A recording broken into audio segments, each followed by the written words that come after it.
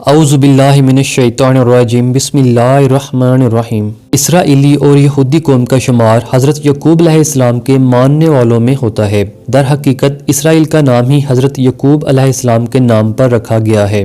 यही वजह है कि इनकी कौम बनी इसराइल के नाम से जानी जाती है।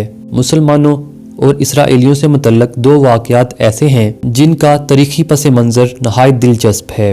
ताबूत सकीना और हाइकल सुलेमानी दो ऐसे वाक़यात हैं जिनके हक़ाइक़ बहुत कम लोग जानते हैं। यहूदियों ने एक मुश्किल वक्त गुजारने के बाद हज़रत यूशा अलैहिस्सलाम और हज़रत मूसा अलैहिस्सलाम के हमरा फ़लस्तीन की जानिब तजारत की ताकि वो सरज़मीन अरब को फ़तह कर सकें।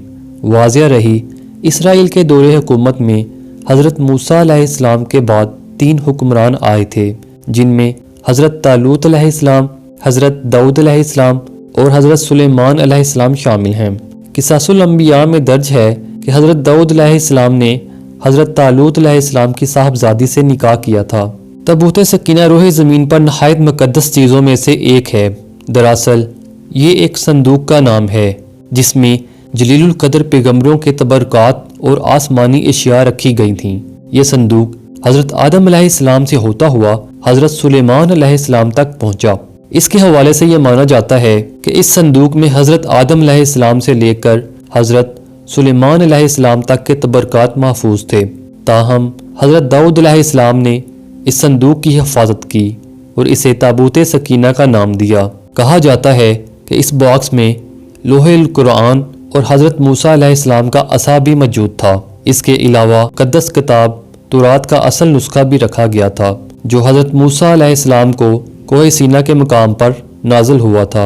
इसके साथ साथ वो ख़ास प्याला भी मौजूद था जो मन सलवा लाने के लिए इस्तेमाल किया जाता था। कुरान में ताबूत सकीना के हवाले से सूरह बकरा की आयत में कहा गया है कि और बनी इसराइल से इनके नबी ने कहा कि तालूत की बादशाही की ये निशानी है कि तुम्हारे पास वो संदूक वापस आएगा जिसमें तुम्हारे रब की तरफ से इत्मीनान है और कुछ बची हुई चीज़ें हैं इनमें से जो मूसा अलैहिस्सलाम और हारून अलैहिस्सलाम की औलाद छोड़ गई थी।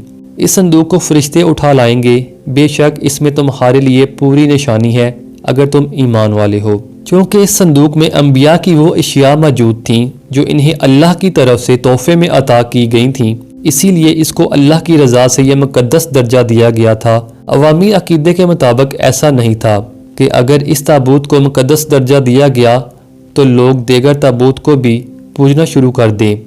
इस ताबूत को खुदा की मर्ज़ी के तहत ख़ुसूसी हैसियत दी गई थी, यहाँ तक कि इसराइलियों के लिए ताबूत सकीना इनके कबीले की हैसियत रखता था।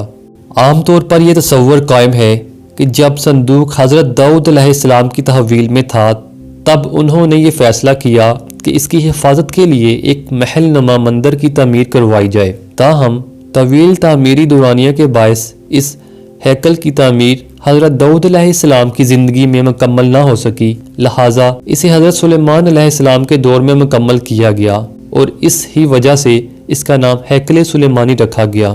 ताबूत सकीना हैकल सुलेमानी में तब तक महफूज रहा जब तक अहले बाबल ने हमला करके हैकल सुलेमानी को तबाह न कर दिया। इस वाक़या के बाद संदूक वहाँ से गायब हो गया। बाज़ रवायात में है कि अहले बाबल इसे अपने साथ ले गए थे, जबकि एक राय ये भी है कि इसे आसमान पर उठा लिया गया था। ताहम इसके कुछ अरसे बाद ही इसराइलियों ने दोबारा हैकल सुलेमानी को तमीर करवाने का फ़ैसला किया, लेकिन इस बार रूमियों ने इस मुक़द्दस जगह को निशाना बनाया और इसको तबाह करके वहाँ एक ईसाई चर्च कायम कर दिया। फिर जब हज़रत उमर रज़ियल्लाहु तआला अन्हु के दौरे खिलाफत में यरूशलेम फतह हुआ तो आप खुद यहाँ तशरीफ़ लाए। आप रज़ियल्लाहु तआला अन्हु ने रोमियों की तमीर करदा इबादत गाह से कुछ फासले पर दुआ फरमाई। ये ठीक वही जगह है जहाँ मस्जिद अक्सा तामीर की गई। अब यहूदी ये दावा करते हैं कि जिस जगह मस्जिदुल अक्सा कायम है वो इनकी है, अगरचे वो पूरा खित्ता मुसलमानों के लिए मुक़द्दस समझा जाता है।